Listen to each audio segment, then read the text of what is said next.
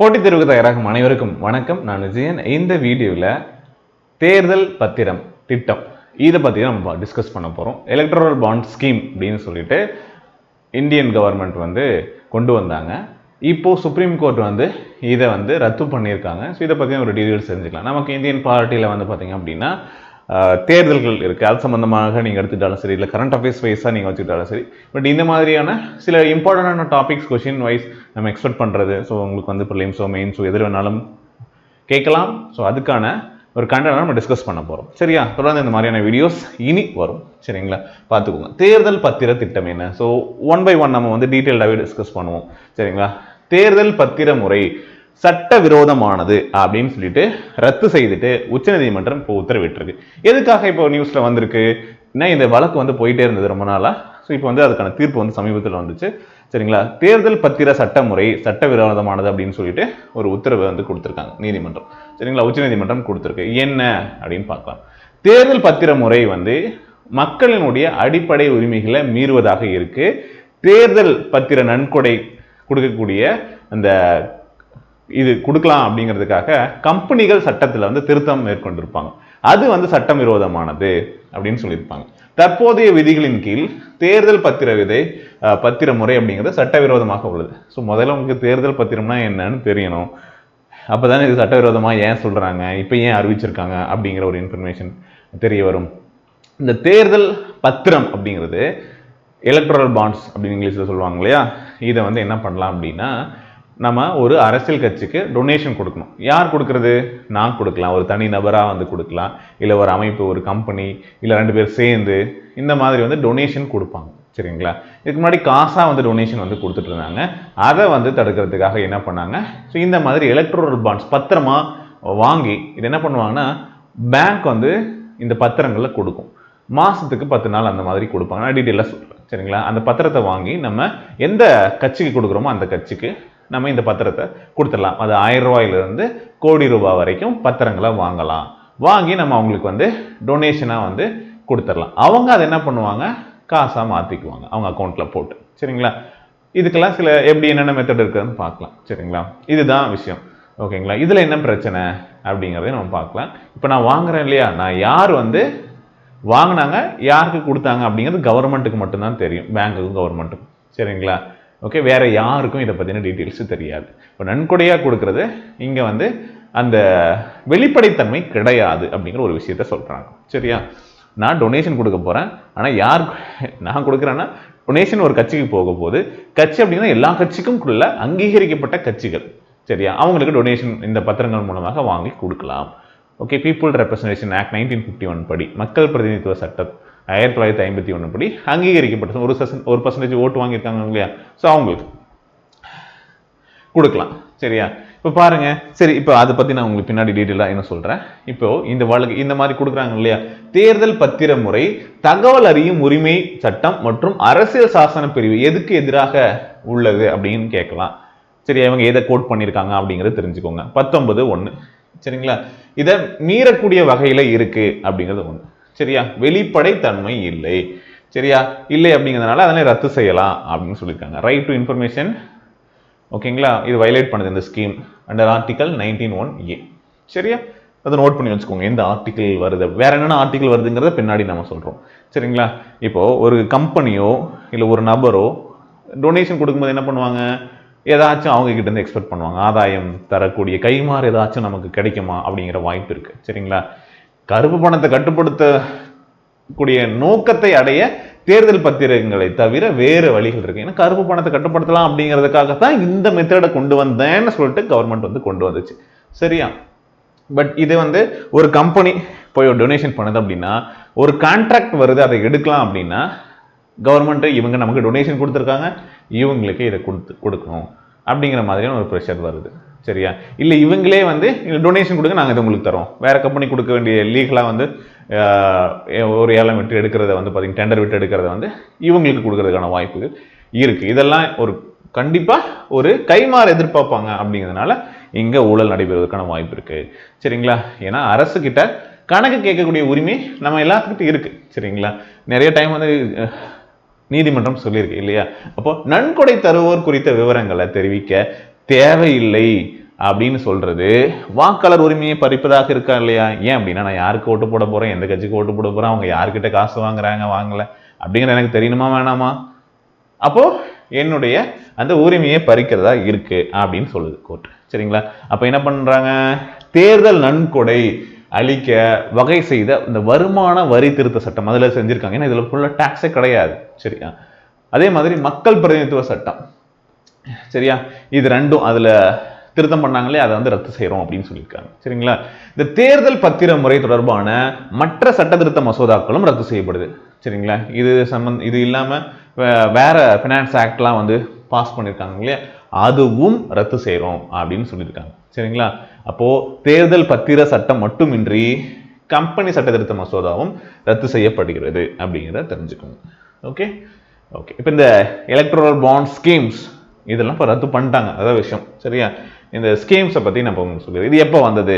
2017-18ஆம் ஆண்டு பட்ஜெட்ல வந்து பார்த்தீங்க அப்படின்னா என்ன பண்றாங்க, இந்த தேர்தல் பத்திரம் திட்டம் பற்றி அறிவிக்கிறாங்க. எப்பொழுது அமலுக்கு வருது அப்படின்னா 2018 முதல் அமலுக்கு வருது நடைமுறை. இப்படியும் கொஸ்டின்ஸ் வந்து கேட்கலாம். ஓகே. அடுத்து இது என்ன பண்ணாங்க, எல்லா பேங்க்லயும் நீங்க வாங்க முடியுமானா பாரத் ஸ்டேட் பேங்க், எஸ்பிஐ பேங்கோட செலக்டட் பிரான்ச்சஸ்ல வந்து என்ன பண்ணலாம், இந்த பத்திரங்களை வாங்கலாம். ஓகேங்களா? எப்படி வாங்கலாம்? 1000 ரூபாய், 10,000, 1 லட்சம், 10 லட்சம், இந்த கோடி ரூபாய் மதிப்புல தேர்தல் பத்திரங்கள் வெளியிடப்பட்டிருக்கு. அதை வாங்கி நீங்க அந்த அரசியல் கட்சிக்கு டொனேட் பண்ணலாம். ஓகே சரி. இப்ப பாருங்க, ஜனவரி, ஏப்ரல், ஜூலை, அக்டோபர் மாதங்கள்ல ஸ்டேட் வங்கியினுடைய குறிப்பிட்ட வங்கி கிளைகளில் தேர்தல் பத்திரங்கள் விற்பனை செய்யப்படும். நியூஸ் வரும் இந்த மாதிரி நாங்கள் வந்து எலக்ட்ரல் பாண்ட்ஸ் வந்து சேலுக்கு வந்திருக்கு அப்படின்னு சொல்லிட்டு. சரிங்களா? இப்போ ஒரு மாசத்துல எத்தனை நாளைக்கு கொடுப்பாங்க? 10 days கொடுப்பாங்க. சரிங்களா? இதே எலெக்ஷன் டைமா இருந்தது அப்படின்னா 30 நாட்கள் வந்து பத்திரங்கள் விற்பனை செய்யப்படும் எலெக்ஷன் டைம் பீரியட்ல. ஓகேங்களா? ரைட், தெரிஞ்சுக்கிட்டீங்களா? யார் வாங்கி கொடுக்கலாம்? ஒரு இண்டிவிஜுவல், தனிநபர், நிறுவனங்கள் தேர்தல் பத்திரங்களை வாங்கி தங்களுக்கு விருப்பமான அரசியல் கட்சிகளுக்கு நன்கொடையாக கொடுக்கலாம்.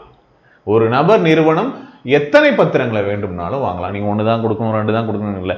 நீங்க வந்து 1 கோடிக்கு 100 பத்திரம் வாங்கி கொடுத்தாலும் கொடுக்கலாம். சரியா? அந்த மாதிரி எந்த வித ரெஸ்ட்ரிக்ஷனும் கிடையாது. இதுல என்ன பிரச்சனை, பத்திரங்கள்ல வாங்குவோரின் பெயர், முகவரி, இது எந்த டீட்டெயிலும் இருக்காது. இப்போ வாங்கிட்டாங்களா, எஸ்பிஐ பிரான்ச்ல போயிட்டு ஒரு பத்திரம் வாங்கிட்டாங்க 1000 ரூபாய்க்கு. சரியா? அதை அந்த பொலிட்டிக்கல் பார்ட்டிக்கு கொடுப்பாங்க. அவங்க என்ன பண்ணுவாங்க,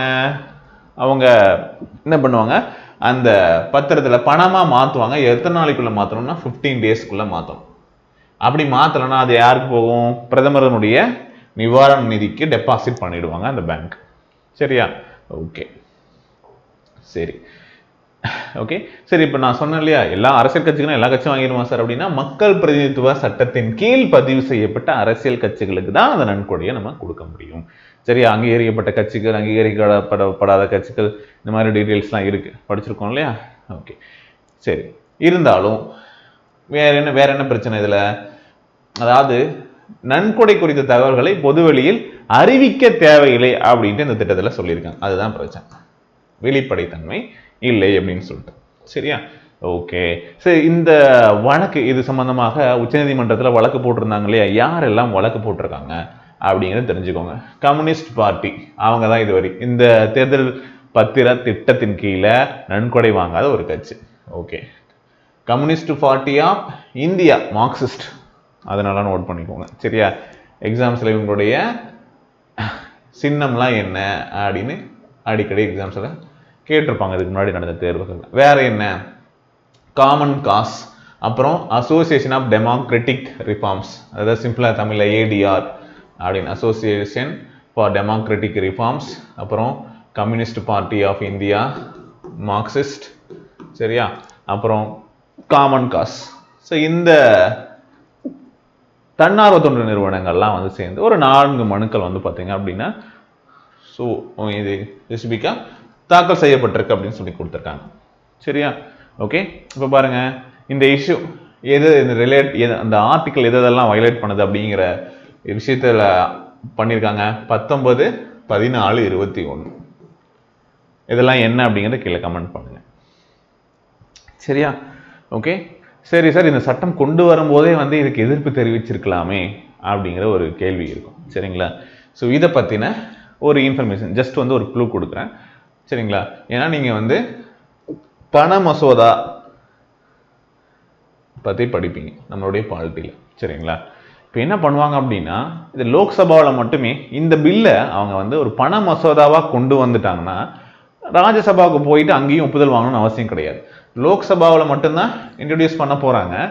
அங்கே ஒப்புதல் வாங்கிட்டாலே போதும், சட்டமாக மாறிடும் அப்படின்னு சொல்லிட்டு. அப்போ இந்த ஒரு திட்டத்தை கொண்டு வரும்போது சரிங்களா, அவங்க என்ன பண்ணுறாங்க, இதை வந்து ஒரு மணி பில்லாக கொண்டு வந்து பாஸ் பண்ணிட்டாங்க. சரிங்களா? ஓகே, புரியுதா என்னன்னு சொல்லிட்டு? ஸோ இதுவும் இம்பார்ட்டன்ட். ஸோ இந்த இன்ஃபர்மேஷனும் தெரிஞ்சுக்கோங்க. அப்போ இது எங்கே இன்ட்ரடியூஸ் பண்ணுவாங்க, எப்படி சட்டம் ஆகும் அப்படிங்கிறதெல்லாம் பின்னாடி கிளாஸஸில் வந்து நீங்கள் படிப்பீங்க. ஐஎஸ் 12th இந்த மாதிரி புக்கில் வந்து படிக்கும்போது இருக்கும். சரிங்களா? இல்லைன்னா இந்த இன்ஃபர்மேஷன் தெரிஞ்சுக்கும். இது பற்றிலாம் நம்ம தனியாக வந்து டிஸ்கஸ் பண்ணுவோம். ஆல்ரெடி நம்ம வீடியோஸும் பண்ணியிருக்கோம். சரிங்களா? இப்போ தேர்தல் பத்திர திட்டம் என்ன அப்படிங்கிறது இப்போ உங்களுக்கு தெரிஞ்சது. எப்போ கொண்டு வந்தாங்க, எவ்வளோ, யார் கொடுக்க போகிறாங்க அப்படிங்கிற இன்ஃபர்மேஷன் உங்களுக்கு தெரியும். ஏன் எதிர்ப்பு தெரிவித்தாங்க, என்னென்ன ஆர்டிக்கல் வந்திருக்கு அப்படிங்கிறதையும் தெரிஞ்சு வச்சுக்கோங்க. இதிலேருந்து ஒரு கேள்விகள் கேட்டால் ஒரு மார்க் நம்ம பண்ணிடலாம். ஸோ உங்களுக்கான ஹோம்ஒர்க் கொஷின்ஸ் என்ன அப்படின்னா, எலெக்ஷன் ரிலேட்டடாக இருக்கக்கூடிய ஆர்டிக்கல், எலெக்ஷன் வந்து எந்த பார்ட்டு, எந்த ஆர்டிக்கல்லேருந்து எந்த ஆர்டிக்கல் வரைக்கும், இது எல்லாமே என்ன பண்ணுறீங்க, கீழே கமெண்ட் பண்ணுறீங்க. சரியா? ஸோ இந்த மாதிரி இன்ஃபர்மேஷன்லாம் என்னென்ன ரிஃபார்ம்ஸ் பண்ணாங்க அப்படிங்கிற எக்ஸாம்ஸில் கேட்டிருக்காங்க. ஓட்டிங் மிஷின் எப்போ கொண்டு வந்தாங்க, எந்த தேர்தலில் யூஸ் பண்ணாங்க, எப்போ இருந்து எல்லாம் இந்தியா முழுமைக்கும் யூஸ் பண்ணாங்க, நோட்டா எப்போ வந்துச்சு. ஸோ இந்த மாதிரியான கேள்விகள்லாம் வரும்போது இதை பற்றியும் நீங்கள் தெரிஞ்சுக்கணும். எவ்வளோ வந்து ஓட்டிங் பர்சன்டேஜ் வாங்கினாங்கலாம் கேட்குறாங்க இல்லையா? ஸோ கம்ப்ளீட்டாக இந்த எலெக்ஷன் சீசன் வேறு. ஸோ எல்லா இன்ஃபர்மேஷனும் தெரிஞ்சு வச்சுக்கோங்க. 1 by 1 அப்டேட் ஆகிட்டே வரலாம். ஓகே. ஸோ அடுத்த வீடியோஸில் இன்னொரு டாபிக் பற்றி ஜென்ரலாக டிஸ்கஸ் பண்ணுவோம். இது இல்லாமல் லைவ் கிளாஸஸ் ரெகுலராக உங்களுக்கு அப்டேட் ஆகும். சரிங்களா?